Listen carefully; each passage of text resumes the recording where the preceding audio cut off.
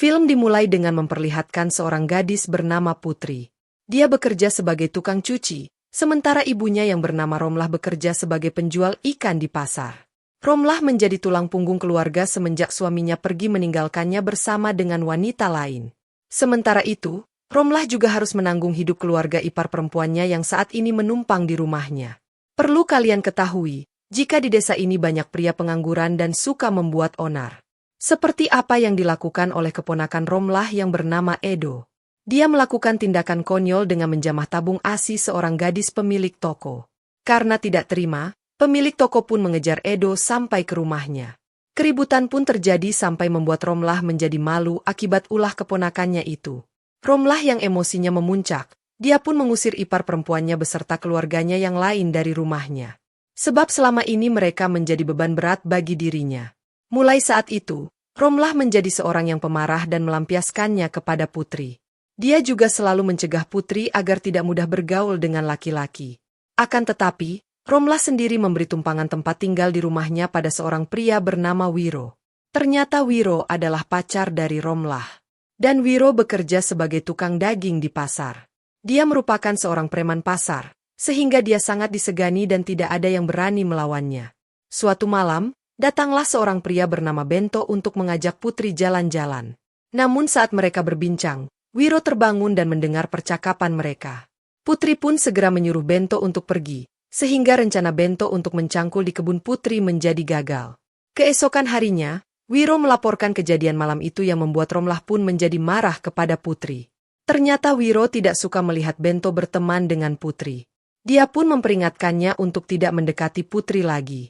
Karena merasa bersalah, Putri pun datang menemui Bento untuk meminta maaf.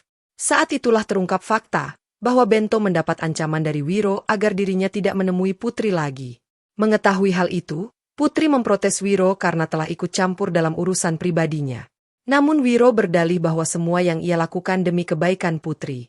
Namun perbincangan mereka itu terhenti saat Romlah tiba-tiba datang. Pada suatu malam, Wiro membuat Putri tak sadarkan diri. Lalu Wiro mencangkul di kebun milik Putri.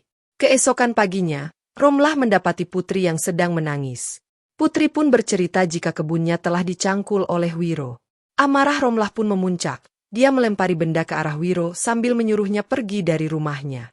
Wiro pun mengakui perbuatannya sambil meyakinkan Romlah jika Putri sengaja merayunya agar mencangkul di kebun miliknya.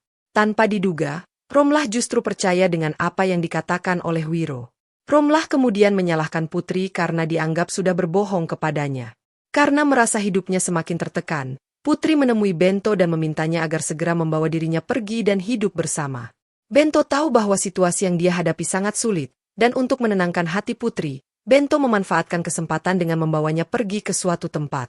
Namun keesokan paginya, Putri merasa kecewa karena Bento telah pergi setelah berhasil mencangkul kebun miliknya. Putri pun akhirnya kembali ke rumah dengan wajah agak lesu.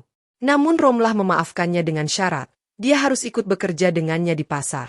Lalu saat malamnya, Wiro menyelinap ke kamar Putri dan mengakui ketertarikannya selama ini pada Putri. Dia juga menjelaskan bahwa kedekatannya bersama Romlah adalah cara agar dia bisa berada di dekat Putri. Putri pun terlena dengan rayuan Wiro. Akhirnya mereka pun bercocok tanam bersama. Singkat cerita, gosip pun mulai beredar di telinga semua orang tentang kedekatan Putri dengan pacar ibunya tersebut. Akibat gosip itu, Bento pun mulai bersikap dingin kepada Putri. Putri pun merasa sakit hati dengan sikap Bento tersebut. Pada hari berikutnya, Wiro kembali lagi mengajak Putri untuk bercocok tanam bersama. Di saat itulah, Putri meminta Wiro untuk membalaskan sakit hatinya terhadap Bento. Tanpa basa-basi, Wiro dan kawan-kawannya pun memberikan pelajaran kepada Bento di sebuah tempat pembuangan sampah. Hari demi hari pun berlalu, kedekatan Putri dan Wiro semakin tak terbendung. Hal ini membuat Romlah menjadi cemburu. Romlah pun tidak terima atas perlakuan putrinya itu. Dia merasa Putri telah merebut Wiro darinya. Dengan tekanan dan ketidakadilan yang Putri dapat selama ini, dia mengarang sebuah cerita agar Romlah menjadi sakit hati kepada Wiro. Setelah mendengar pernyataan itu, Romlah merasa sangat terpukul dan terdiam begitu saja. Namun tak berselang lama, Wiro pun datang dengan kabar gembira. Dia mendapat pekerjaan yang layak dan segera akan menikahi Putri. Namun Wiro tidak menyadari bahwa pembicaraannya telah didengar oleh Romlah yang berada di rumah itu. Tanpa pikir panjang, Romlah pun mengambil sebuah benda dan mendaratkannya kepada Wiro. Wiro pun akhirnya pergi untuk selamanya. Putri pun berhasil membalaskan sakit hatinya yang sudah lama dia simpan. Dan Romlah harus menerima kenyataan pahit. Dia harus berurusan dengan pihak berwajib untuk menanggung semua perbuatannya itu. Dan film pun selesai.